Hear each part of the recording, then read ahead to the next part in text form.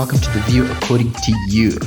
Okay, guys, so today's a bit of a different one. It's not a post-play parlay where we chat about what happened in today's episode, but this is rather a special podcast about the trending topic from one of our former co-hosts, Jenny McCarthy, about the OG Barbra Walters. I don't know if you guys have seen in the media or on social media, but Jenny McCarthy was on Maria guys, I don't know how to pronounce her surname. I don't know this lady. It's Menounos. So if you have the time, please jump on over to her YouTube channel where you can see the full podcast. It's really interesting, and Jenny does, there's two parts to it. The first one is about 36 minutes, and the second one is just under an hour. So it's quite long, but it's fascinating, it's fun, it's interesting. I really enjoyed it. Jenny basically goes through her whole career and what she's learned, and, the ups and downs and the trials and tribulations. So it's a really good listen. If you have the time, please go on over to Maria's page for the full podcast. But what I want you to talk about is, it's an open secret. Everybody knows Barbra Walters in her later years suffered from dementia. That's why she left television in 2014. And then as it got progressively worse, nobody has seen her publicly since 2016. Obviously, privately, friends and family have seen her since, until her death in 2022. But what I've always found rather peculiar is the fact that nobody speaks openly about her dementia. Even the ladies of The View, when she passed on, or when they speak about her till this day, nobody really speaks about that. And I think it's got to do with the fact that Barbra was a very proud woman, and she wanted to keep that private. That's why even when she stepped away from the limelight, she did not disclose that is the reason why. I think it was important for Barbra not to have that define her. So I think everyone tries to be really respectful of that, and even in death, people still don't speak about it. So it was just interesting to hear from somebody who actually was there in the very beginning. She and Barbra weren't close by any stretch of the imagination. I don't imagine that she went to visit Barbra after she left the limelight or anything of the sort. But she worked on a daily basis with Barbra Walters for a year.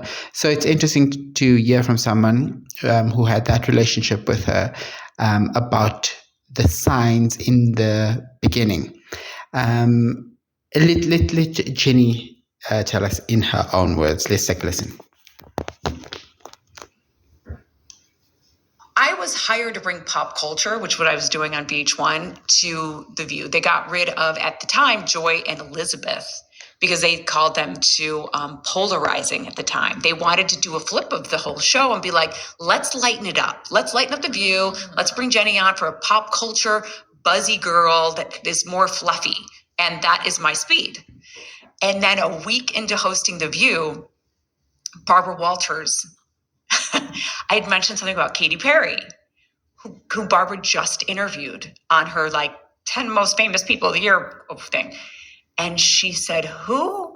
And I said, Katy Perry. And she says, who's Katy Perry? And it was the first sign that I realized that Barbra was suffering from beginning stages of dementia. Yeah. And I was like, oh, shit. And it was literally not even a week into the show that they were like, we're flipping it. There's no more pop culture. We're going back to politics. And I was she didn't look bad. So she didn't look bad. She knew politics, but she didn't know pop culture.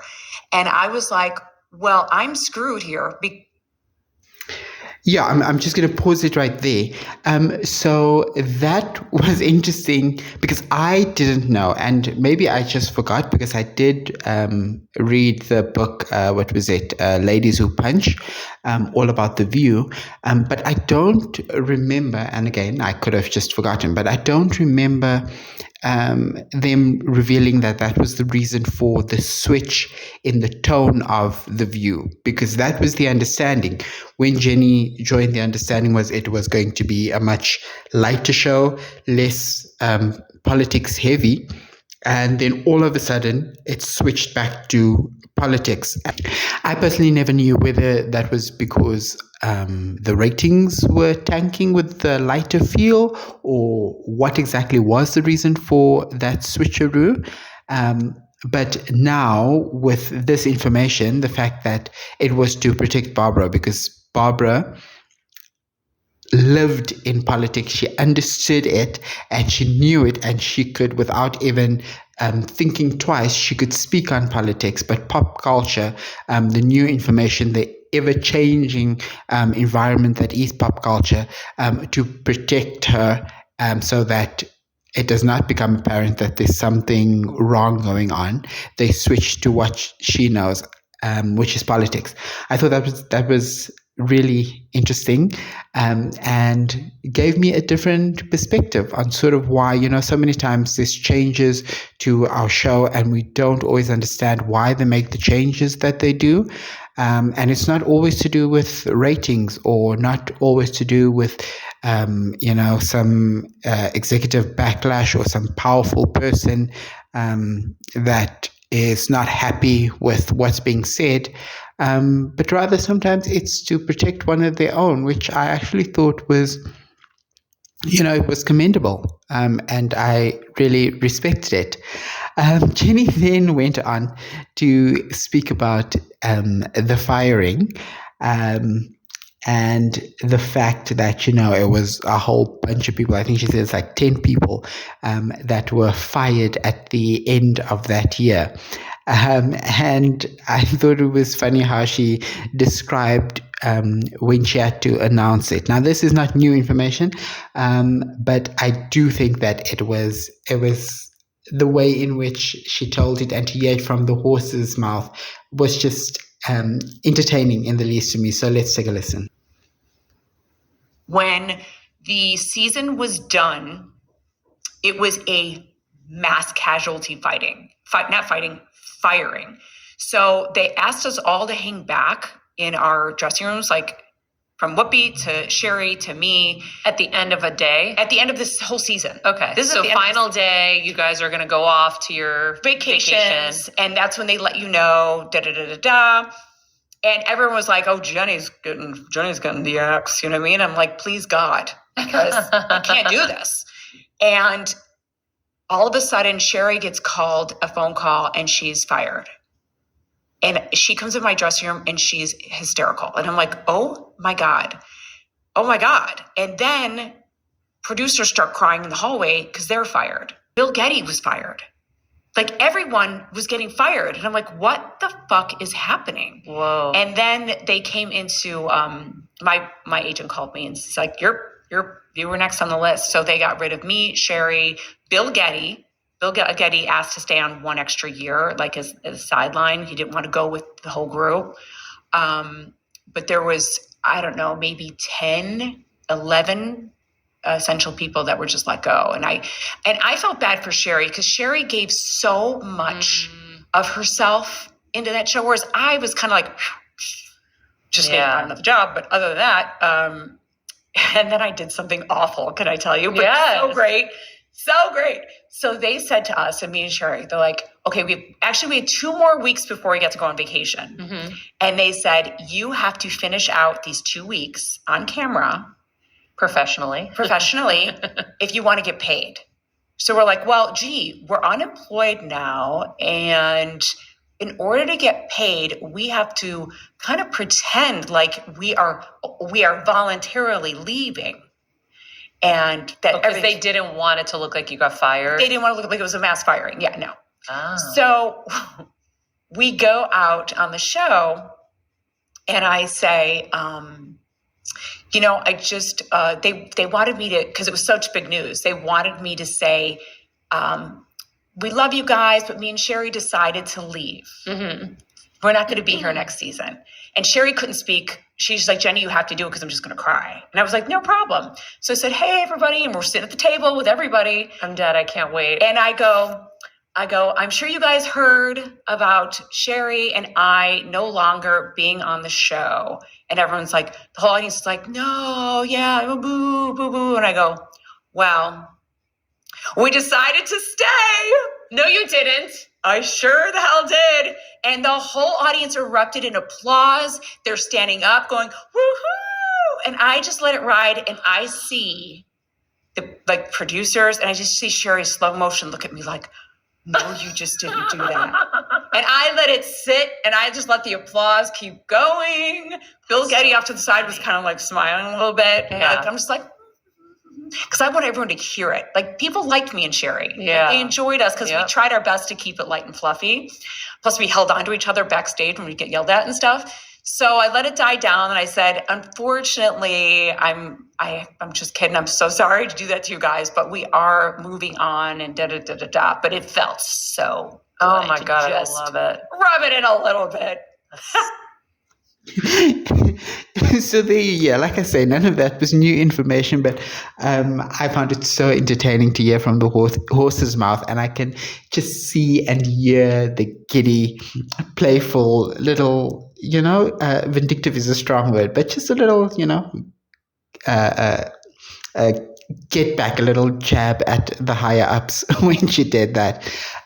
So that was really entertaining to hear. What also it made me think of, because once again they wanted them to do the whole thing of where we decided to move on to a new chapter, blah blah blah. Whenever they fire people, they want people to give these same speeches, whereas we know everybody who has left The View has been fired. The only people who were not fired was Meredith and Meghan McCain left of her own accord.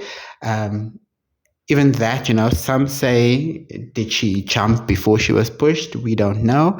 But she left of her own accord. Meghan and Meredith, those are the only two. Everybody else who has ever left The View has been fired.